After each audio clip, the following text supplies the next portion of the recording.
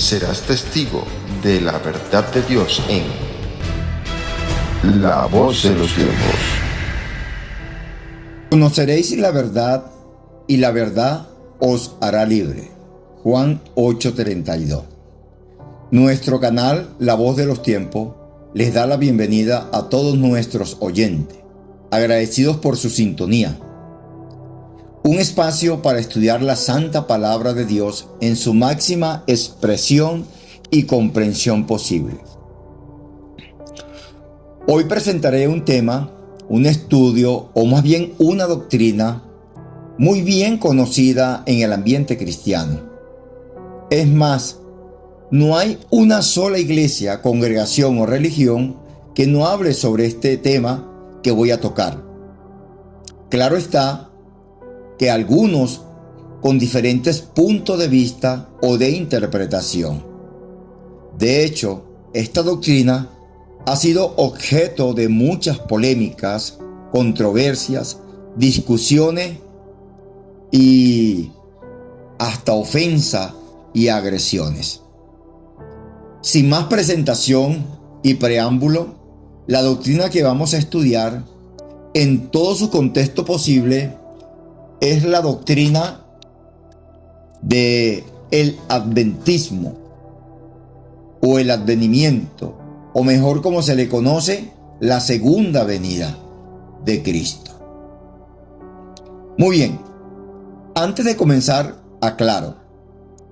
La palabra o expresión adventista o advenimiento viene de la doctrina de la segunda venida o de la expresión segunda venida de Cristo. Ya lo expliqué en temas anteriores que están en el canal. Pueden ir al canal y buscar estos temas que están allí donde yo aclaro este punto de la expresión advenimiento, adventista o segunda venida. Muy bien. Aclarado esto, vamos a volver a leer el texto con que iniciamos el tema hoy. Juan capítulo 8, versículo 32. Y conoceréis la verdad, y la verdad os hará libre, o la verdad os libertará. Algunas versiones dice conoceréis la verdad, y la verdad os libertará. Un texto bien conocido por todos los cristianos, los que leen las escrituras, pero a veces mal entendido o mal aplicado. Vamos en este momento a hacerle un breve exégesis con otros textos, teniendo en cuenta que el texto nos invita a ser libres, pero conociendo la verdad. Tomemos en cuenta la expresión conociendo o conoceréis, que viene del verbo conocer. Voy a profundizar un poco en esto para que se entienda mejor. La primera vez, escuchen bien, que aparece el verbo conocer en las escrituras es por allí en el libro del Génesis, el principio. Génesis, principio. En el capítulo 4 vamos a leer el versículo 17 y 25. Dice así: conoció Adán a su mujer Eva, la cual concibió y le dio a luz un hijo. Si vamos rápidamente al versículo 25 de este mismo capítulo, dice: y conoció de nuevo Adán a su mujer, la cual dio a luz un hijo, y llamó su nombre Set. Aunque el verbo conocer tiene diferentes significados según el contexto, acá se muestra, muchos lo tomarán desde el punto de vista sexual, pero no. Y ya lo vamos a mostrar con otros versos para que ustedes se den cuenta. El verbo conocer, así como otros verbos, tienen diferentes significados según el contexto. Ese es otro asunto, otra explicación que yo doy en el canal en algunos otros temas que ustedes pueden ver allí. El contexto es el que define el texto o lo que está expresando el texto en cualquier expresión. Acá el contexto realmente es, y lo vamos a ver en otros textos, lo va a presentar primeramente para que lo vayamos tomando en cuenta, es el amor, amar. Ya se van a dar cuenta por qué con los otros textos. Porque de entrada cualquiera puede pensar directamente solamente en la parte sexual. porque el ser humano está abierto, la mente es a la parte sexual. Pero realmente este principio, conocer, tiene un propósito profético, un propósito bíblico en cualquier estudio para ampliar más el plan de salvación, y lo vamos a ver con otro texto. En este momento de pronto usted no lo puede ver, pero cuando profundicemos en los textos se va a dar cuenta que aunque el texto pareciese referirnos hacia la parte sexual, nos lleva hacia la parte del amor. No al sexo, sino al amor, amar. Y podemos irlo cambiando para que nos vayamos dando cuenta. Y amó Adán a su mujer y le dio un hijo. La amó. Por eso es que vamos a cambiar el verbo, aunque cuando leamos los otros textos nos vamos a dar cuenta la importancia de entender y de profundizar en la Escritura. En el libro Primera de Reyes, en el capítulo 1, versículo 4 dice: y la joven era hermosa, y ella abrigaba al rey y le servía, pero el rey no la conoció. O sea, como que el rey no la tocó. O sea, pero podemos decir, el rey no la amó. Llevémoslo al verbo de amar para que vea que vamos a entender bien este verso. Muy bien. Así que vamos a mirar otros textos. Por ejemplo, Mateo, capítulo Nuevo Testamento. Vamos a Mateo capítulo... Mateo capítulo, déjeme buscarlo, 1, versículo 25.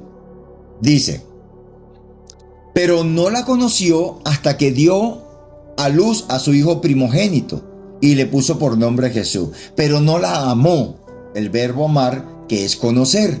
Allí, en Juan capítulo 1, versículo 10, vamos a buscarla también. Juan capítulo 1, versículo 10, dice: en el mundo estaba, y el mundo por él fue hecho, pero el mundo no le conoció.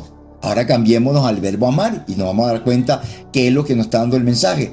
Pero el mundo no le amó. El mundo no lo conoció. El mundo no le amó. Muy bien, vamos a buscar otro verso.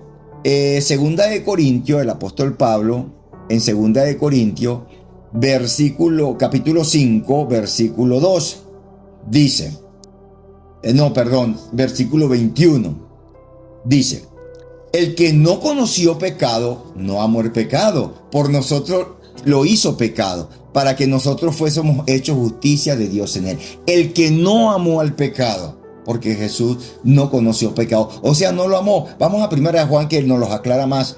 Primera de Juan, vamos allí a Primera de Juan, y vamos a ver el capítulo 3, verso 1, para que vean, capítulo 3, verso 1. Es mucho más fácil este versículo de entender. Mirad cuál amor nos ha dado el Padre para que seamos llamados hijos de Dios. Por esto el mundo no lo conoce, porque no le conoció a Él. Por eso el mundo no lo amó, porque no lo amó a Él. Veamos Job 18, 21, para que veamos estos contextos que son muy importantes. Job 18, 21. Dice, déjenme buscarlo rápidamente acá. Job 18, 21. Ciertamente tales son las moradas del impío, y este será el lugar del que no conoció a Dios. Ahora cambiemos el verbo, que es el mismo verbo. Ciertamente tales son las moradas del impío, y este será el lugar del que no amó a Dios. Del que no amó a Dios.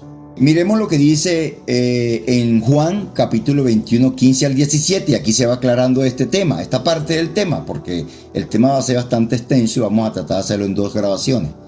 Dice Juan 21, 15. Cuando hubieron comido, Jesús dijo a Simón Pedro: Simón, hijo de Jonás, ¿me amas más que a esto? Le respondió: sí, Señor, tú sabes que te amo. Él dijo: apacienta mis corderos. Volvió a decirle por segunda vez: Simón, hijo de Jonás, ¿me amas?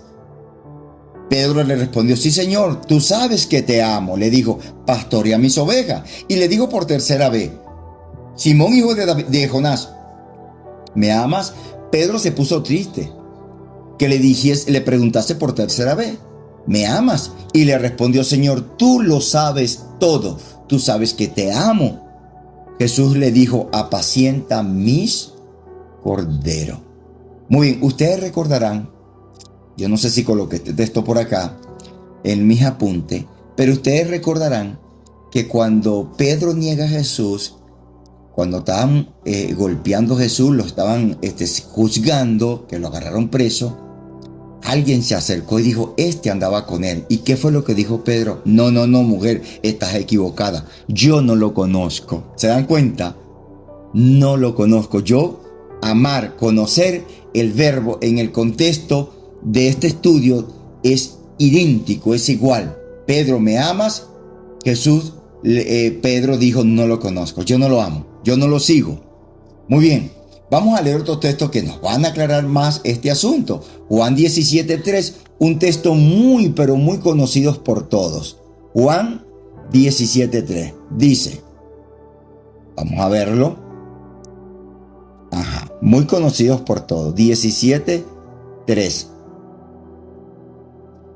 Y esta es la vida eterna, que te conozcan a ti, el único Dios verdadero, y a Jesucristo, a quien hace. ¿Que te qué?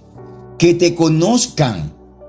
Que te conozcan a ti, el único Dios verdadero, y a Jesucristo, a quien has enviado. Si vamos a Marcos, en el capítulo 12 del libro de Marcos, y el versículo 30 dice, escuchen bien, en esa pregunta que le hicieron al Señor, Jesús respondió al fariseo, y amarás al Señor tu Dios con todo tu corazón, con todo tu alma y con toda tu mente y con toda tu fuerza. Este es el principal mandamiento. Amarás, como le dijo Jesús a Pedro, ¿me amas? Amarás al Señor tu Dios con todo tu corazón. El capítulo 8 del libro de Juan, vamos allí, versículo 42, Juan 8, 42, fíjense lo que dice. Jesús entonces le dijo, si vuestro Padre fuese Dios, ciertamente me amarías. O sea, deben amarme, porque yo de Dios he salido y he venido, pues no he venido de mí mismo, sino de él que me envió. Si vuestro Padre fuera Dios, ciertamente me amarías, me conocerías, es la expresión. Jesús pudo haberle dicho, ciertamente me conocerías. Ustedes me conocieran, que es el mismo verbo, me amarías. ¿Me entienden? Ahora vamos al 14 y terminamos este conjunto de citas del mismo Juan. Juan 14, el versículo 15 y el 23. Fíjense cómo dice. Si me amáis, guardad mis mandamientos. Si me ama, o sea, si me conocéis, guardad mi mandamiento. Por eso, con el texto que comenzamos el tema, dice claramente.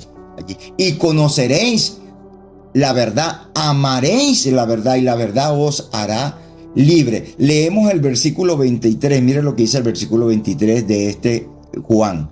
Dice el versículo 23. Respondiendo Jesús les dijo, el que me ama, mi palabra guardará, y mi Padre le amará, y vendremos a él y haremos morada con él. Respondió Jesús y le dijo, el que me conoce me ama, ama mi palabra y guarda mi palabra. El texto de Juan 8:32 también dice claramente que la verdad no solamente nos hará libres, sino que conocer la verdad nos hará libre. Pero no es una teoría, es una experiencia, es un vivir. Pregunto, ¿qué es la verdad? Porque dice que la verdad os hará libre. Hay dos formas de saberlo. Aunque la iglesia y las religiones están llenas de cientos de miles de doctrinas y de tradiciones de hombres que ellos creen que es la verdad, acá les voy a mostrar unos breves textos que muestran que muchos de ellos, o la gran mayoría, no conocen la verdad, no aman la verdad, no están en la verdad. Salmos, capítulo 119, uno de los libros con más texto. Salmo, capítulo 119, vamos a leerlo. 119, déjeme buscarlo, ok. Y vamos a leer el versículo 142. Conoceréis la verdad y la verdad os hará libre. ¿Qué es la verdad? ¿Un cúmulo de doctrina? ¿Un montón de teorías? Vamos a leer qué dice la Escritura y allí vamos a comprender más este estudio. 142 dice, tu justicia es justicia eterna y tu ley es la verdad. Tu justicia es justicia eterna y tu ley es la verdad. O sea, conoceréis la verdad. Nos está invitando a conocer la verdad y dice que tu justicia es justicia eterna y tu ley es la verdad. O sea, quiere decir que el contexto es la verdad, es la ley. Nos está invitando a mirar ¿qué?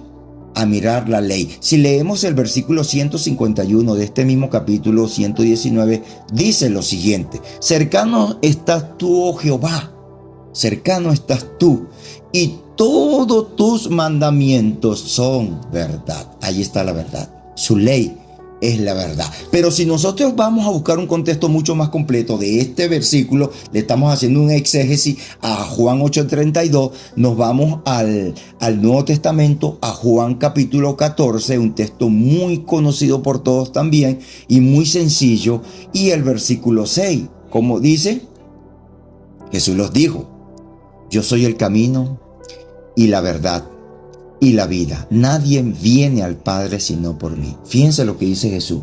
Yo soy el camino, la verdad. Él es el camino y es la verdad.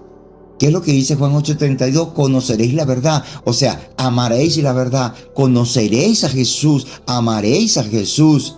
Conoceréis la ley, que es la verdad, porque tu palabra es la verdad. Tu ley es la verdad. Muy bien. Entonces, podemos leer otro verso, Juan 5:33. Vamos a leerlo. Juan 5:33. Para ahí terminó esta parte. Dice: vosotros enviasteis mensajero a Juan y él dio testimonio de la verdad. ¿Y de quién fue que dio testimonio Juan? De Jesús, porque él es la verdad. Y terminamos con este último versículo, esta parte de Primera de Juan. Vamos allí a Primera de Juan capítulo 2, versículo 4 y 21. Dice: el que dice yo le conozco, escuchen bien, el que dice que yo le conozco y no guarda sus mandamientos, el tal es mentiroso y la verdad no está en él. Este texto es completo, vamos a traducirlo mejor. El que dice que yo lo amo y no guarda sus mandamientos, porque dice ama y guarda sus mandamientos, el tal es mentiroso y la verdad, que es Cristo, no está en él. Si leemos el versículo 21, dice de este mismo capítulo, versículo 21, vamos a leerlo, dice: no os he escrito como si ignoraseis la verdad, sino porque la conocéis. Conocéis la verdad, conoceréis la verdad, y porque ninguna mentira procede de la verdad. En este versículo están las dos frases de Juan 8:32, se complementan. No os he escrito como si ignoráis la verdad, sino porque la conocéis y porque ninguna mentira procede de la verdad. Conoceréis la verdad y la verdad os hará libre. Muy bien, teniendo todos estos textos frescos en nuestras mentes sobre la verdad y que debemos amarla y conocerla, porque el contexto de conocer es el amor, es amar. Cuando nosotros tomamos esos textos de los primeros que leímos en Génesis y conoció a Adán a su mujer y lo llevamos solamente al plano sexual, nosotros distorsionamos la verdad del amor, porque el principio de la familia es el amor, y amó a Adán a su mujer. Amar a Cristo desde el contexto de conocerlo es guardar sus mandamientos y estar en su verdad. Muy bien. Entonces, teniendo estos textos frescos, vamos a entrarnos en este tema, en esta verdad sobre su segundo advenimiento, sobre su segunda venida. Esta es la promesa más importante, escuchen bien, aparte de la doctrina de la segunda resurrección de los muertos, esta es la doctrina más importante de las Escrituras, que toda la doctrina, la más importante es esta. ¿Por qué? Si esta doctrina, sin esta esperanza de la segunda venida, sin esta promesa y sin esta esperanza, no tendría sentido ser cristiano. No tendría sentido, porque todos los cristianos esperan con ansiedad los que creen en la verdad de la segunda venida de Cristo. Dice Juan 14, vamos a leerlo, Juan 14, 1 al 3. No se turbe vuestro corazón, creéis en Dios, creéis también en mí. En la casa de mi Padre muchas moradas hay. Si así no fuera yo, no lo fuera dicho. Voy pues a preparar lugar para vosotros. Y si me fuere y os aparejare el lugar, vendré. Ahí está la promesa.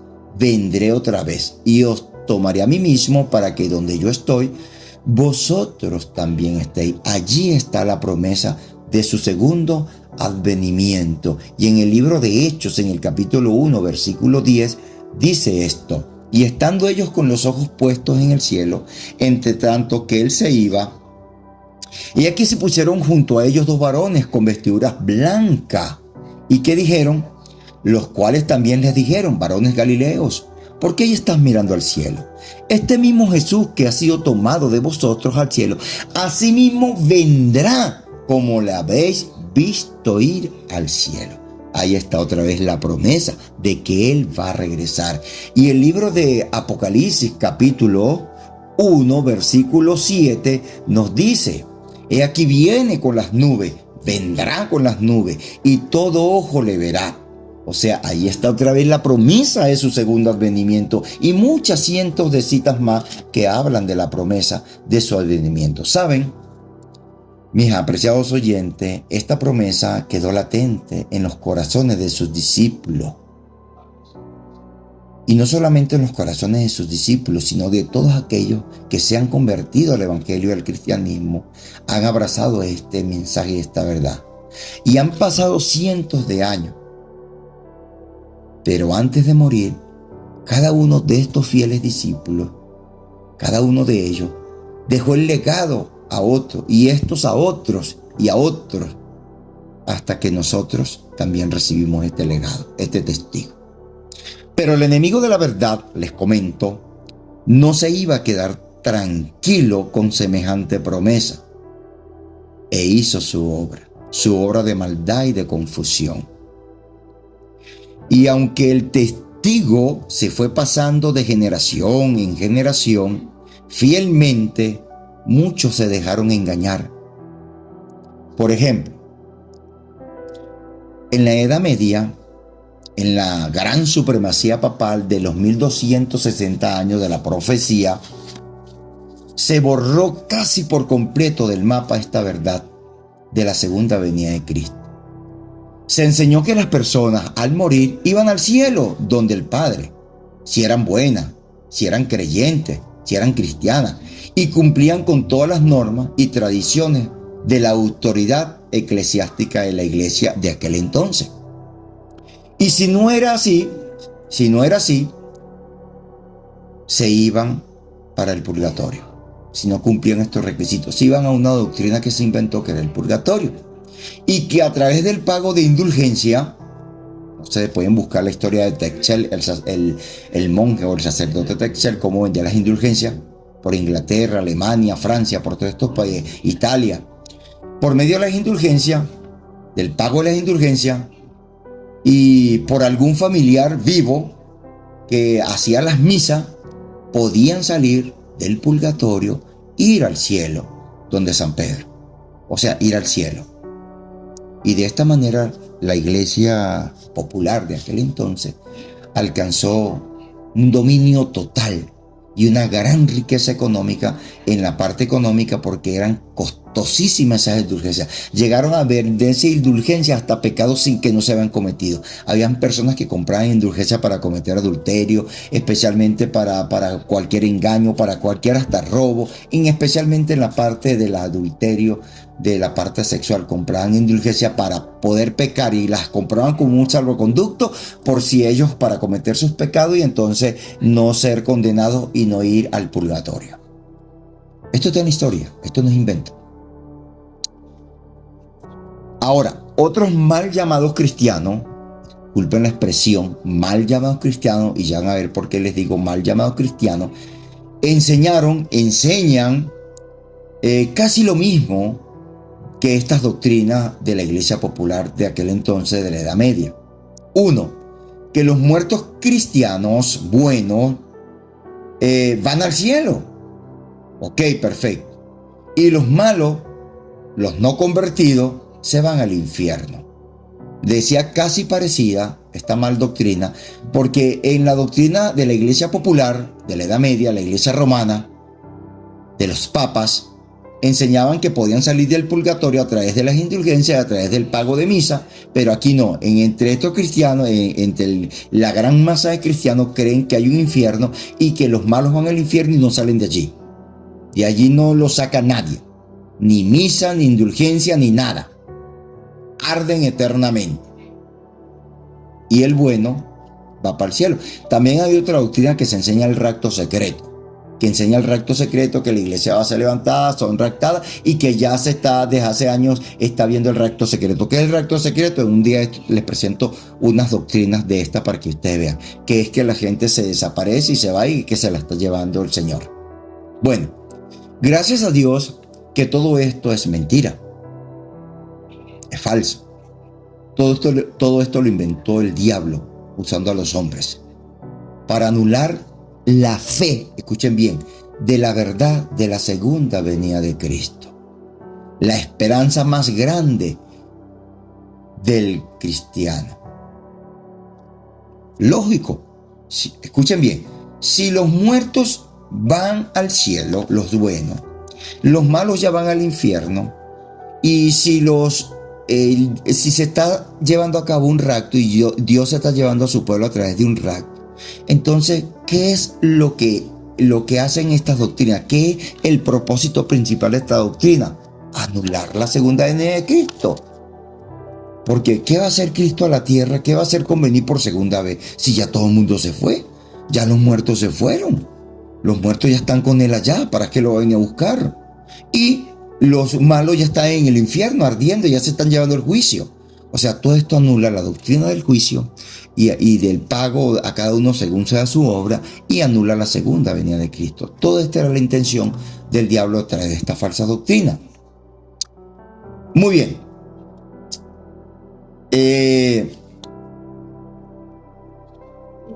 Muy bien, llega el año 1833. Vamos a adelantar un poco el tema. Estamos hablando ya de la Edad Media, pero ya cerca. Recuérdense que en el año 1798 se termina la supremacía papal de la Iglesia Católica, y todas estas doctrinas que estaban allí empezaron a tener un cambio después de 1798. Se levanta un hombre para el año 1833 y se levantó especialmente en los Estados Unidos, llamado, que muchos lo conocen por lo que sucedió, William Miller, o mejor conocido como Guillermo Miller. Este hombre comenzó a hablar de la segunda venida de Cristo. Nadie le creía para ese tiempo. Lo pueden buscar también en el canal. Yo presento entonces un tema sobre William Miller, sobre Guillermo Miller. Comenzó a hablar por primera vez después de más de 1260 años. Presten atención, 1260 años sin que se hablara de esta doctrina, opacada por las doctrinas del papado y del falso cristianismo. Se comenzó a hablar de la segunda venida después de mucho tiempo. Nadie le creía. Fue un boom para esa época. ¿Por qué? Porque todas las iglesias, religiones, cristianas o no cristianas, de esa época estaban sumergidas en el engaño. Pueden buscar este tema, como se los dije en el canal, está bien explicado para no hacer esto tan largo. Miller fue una bomba atómica, entre comillas, para esa época.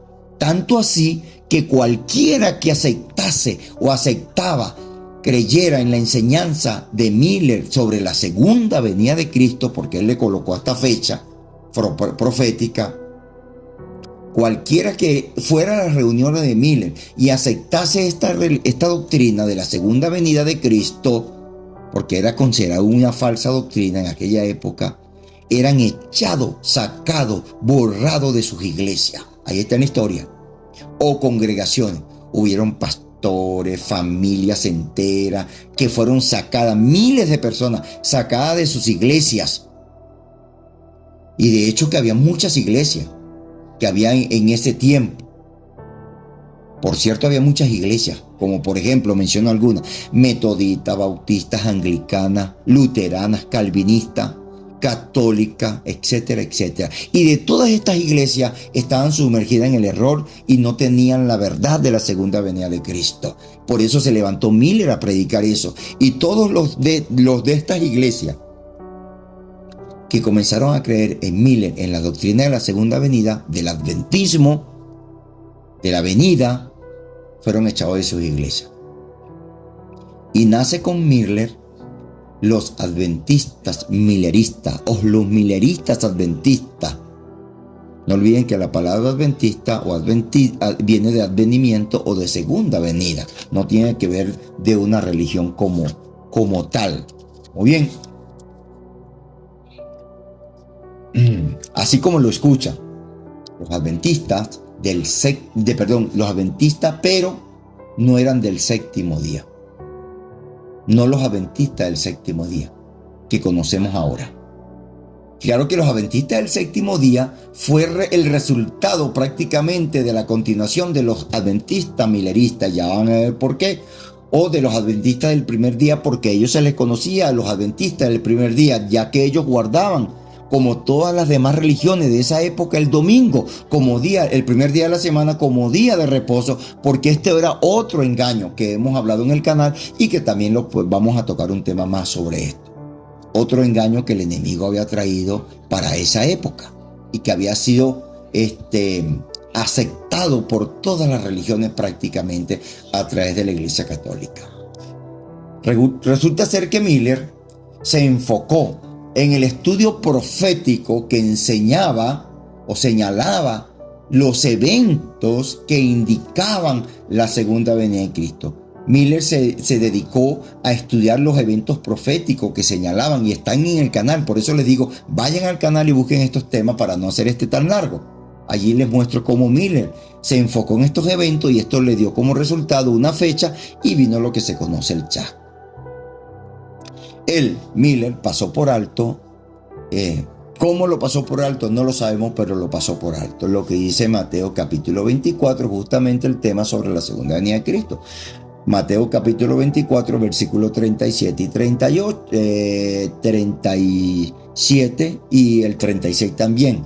Dice, mas como en los días de Noé, así será la venida del Hijo del Hombre. El versículo 36. Pero el día y la hora nadie lo sabe, ni aun los ángeles de los cielos, sino solo mi Padre. Jesús dijo que el día y la hora nadie lo sabe, solo mi Padre.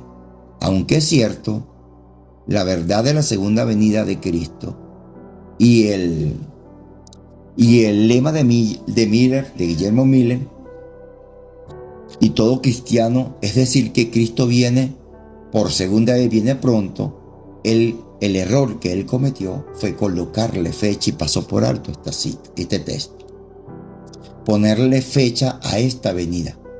Y erró en la fecha, cometió el error en la fecha. Esto fue un segundo boom, un escándalo de Miller. El segundo porque el primero fue predicar la segunda venida de Cristo o advenimiento, hablar de esto en una época donde nadie creía en esta doctrina. Aunque está en las escrituras, nadie la creía tampoco porque había sido opacada por la supremacía papal. Entonces, este fue otro segundo boom, el advenimiento de Cristo que predicó Miller, donde surgió, dio como resultado el gran movimiento adventista del primer día. Y también se conoció como el movimiento del chasco del 22 de octubre de 1844, que fue la fecha que Miller colocó para la segunda venida de Cristo. Miller murió y no vio la promesa cumplida. ¿Se imaginan ustedes la burla? Miles de personas chasqueadas. Cristo no vino para esa fecha. Se pasó el tiempo y Cristo no vino. De paso que esta doctrina había sido olvidada y sepultada por la supremacía papal y por más de 1000 años y por los cristianos. Entonces se fortaleció esta falsa creencia por causa del chasco de que Cristo no va a venir a la tierra, y que siguieron creyendo en que los muertos van al cielo y que los malos van al infierno o al purgatorio por causa de este chasco. Algunos de ellos eran jóvenes que creyeron en los estudios de Miller y estaban en su movimiento del advenimiento, del adventismo. Pero ahora comenzaron a tener más luz estos jóvenes, después del chasco del 22 de octubre de 1844, comenzaron a tener más luz, comenzaron a estudiar más fuerte la palabra, comenzaron a tener verdades olvidadas y a ver verdades olvidadas como la ley, el día del sábado, el santo sábado que no estaban guardando porque habían impuesto el domingo, que era el primer día. Y la escritura dice: conoceréis la verdad, y la verdad es la ley, lo leímos. El santuario, la deidad, etcétera, etcétera, muchos otros temas más. Pero la gente no perdona y señalaban este nuevo movimiento adventista del séptimo día y sus doctrinas como el santuario, la deidad y otras más que les mencioné, lo señalaban como falso por causa del chasco y de haber venido prácticamente de ese chasco. El chasco por el cual Cristo no vino. Y aunque en cierta parte, valga la redundancia, es cierto que algunos venían del movimiento milerista o adventista milerista del primer día, el chasco fue de Miller, de los adventistas del primer día, no de los adventistas del séptimo día. Aunque estos venían de allí, de ese movimiento, ellos no fueron los responsables del chasco, porque el líder de este movimiento fue Miller, y Miller fue el que profetizó la fecha. Siempre digo esto en mis estudios: los adventistas del séptimo día que estuvieron en el primer movimiento adventista del primer día, nunca más, jamás, después de ese chasco, nunca más los adventistas que surgieron, que fueron los adventistas del séptimo día que recibieron el sábado, nunca más tuvieron otro chasco, ni jamás han colocado fecha para la segunda venida de Cristo. Muchas veces se juzga y se señala a los adventistas del séptimo día como los del chasco. No. La iglesia adventista, los adventistas del séptimo día, jamás ellos profetizaron fecha para la segunda venida de Cristo y tuvieron un chasco. Es por eso que cuando alguien dice o juzga a los adventistas del séptimo día que tuvieron un chasco, les digo que lean bien la historia. Eso es falso. Los adventistas del séptimo día, repito, jamás han tenido un chasco. Fueron los mileristas los que hicieron esto antes de 1844. Después que nace la iglesia adventista del séptimo día, desde 1844 por acá, y se organiza en 1863, ellos reúnen un conjunto de doctrinas que son bíblicas, y las podemos comparar una por una, que habían sido olvidadas, pisoteadas y tiradas al olvido y anuladas por la supremacía papal y por los llamados mal cristianos de aquella época que les mencioné: calvinistas, anglicanos, bautistas, metodistas y otros más. Muy bien, que de allí surgió la iglesia adventista del séptimo día, eso no lo podemos negar. Esa es otra cosa, y es cierto, pero ellos no fueron responsables del chasco. Y no son responsables del chasco. Al contrario, son responsables, para la gloria de Dios, en traer un montón de doctrinas después de 1844 para acá que habían sido olvidadas, como los mencioné. Es cierto, sí es cierto que se levantaron hombres fanáticos en ese tiempo, con nuevas fechas para la segunda venida de Cristo. Pero uno tras otro fracasaron. Uno tras otro fracasaron. Fueron tiempos revoltosos.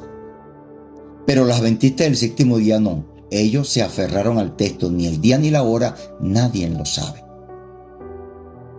Por ejemplo, se levantó Charles Russell, el fundador de los mal llamados testigos de Jehová. Dio varias fechas y todas fallaron. La última que dio fue para 1914 y fracasó. En ese tiempo explotó la Primera Guerra Mundial.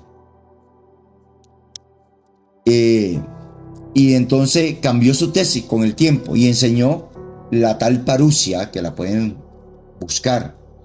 O sea, la parusia quiere decir que Cristo vino para 1914, pero vino de una forma invisible que ellos le llaman la parusia. Y supuestamente está presente a través de esta parusia, reinando, pero invisible.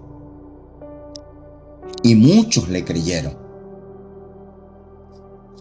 Justamente por la explosión de la Primera Guerra Mundial, de todo esto. Y como Mateo 24 habla de guerra y de todas estas cosas, entonces se presentó esta guerra justamente y fracasó en la fecha. Y la última fue en 1914, entonces comenzó a enseñar la tal parusia que se había venido Cristo, pero había venido en forma invisible. Y se fortaleció este movimiento, llamado primeramente como la Torre del Vigía, la Watchtower, muy bien conocido ahora como los Testigos de Jehová, los Atalaya, los siervos del reino. Por eso le colocan a sus congregaciones el Salón del Reino de los Testigos de Jehová. Los siervos fieles y prudentes, así se llama. Por eso le colocan a sus congregaciones el Salón del Reino. También se levantó para esa época José Smith, los llamados mormones, y otros grupos con muchas doctrinas distorsionadas y muchos dando fechas de la segunda venida de Cristo. Pero repito, los adventistas del séptimo día jamás han dado fecha para tal evento. Al contrario, restauraron verdades olvidadas, verdades que habían sido opacadas. Por ejemplo, como les mencioné, el santuario, la ley, la deidad. Y esta santa ley de Dios dada a su pueblo, el santo sábado, el mensaje de los tres ángeles. Sobre la segunda venida de Cristo enseñan que viene pronto, que va a volver, pero nadie conoce el día ni la hora. Enseñan que los eventos, las profecías que acontecen y que anteceden a la venida del regreso en gloria del Señor Jesús, pero los eventos, los tiempos, las profecías, mas no fecha, ni día, ni hora. Recalco esto porque se ha dado una mala información sobre esto. Enseñan que hay que prepararse para este evento, mas no se da una fecha.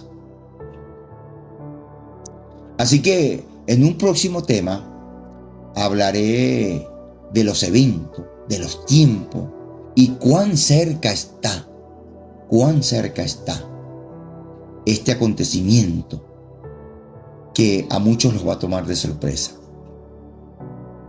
Y dejo este texto que voy a leer para este próximo estudio que vamos a tener más adelante en Primera de Tesalonicenses, dice el apóstol Pablo en el capítulo 5 y en el versículo 1.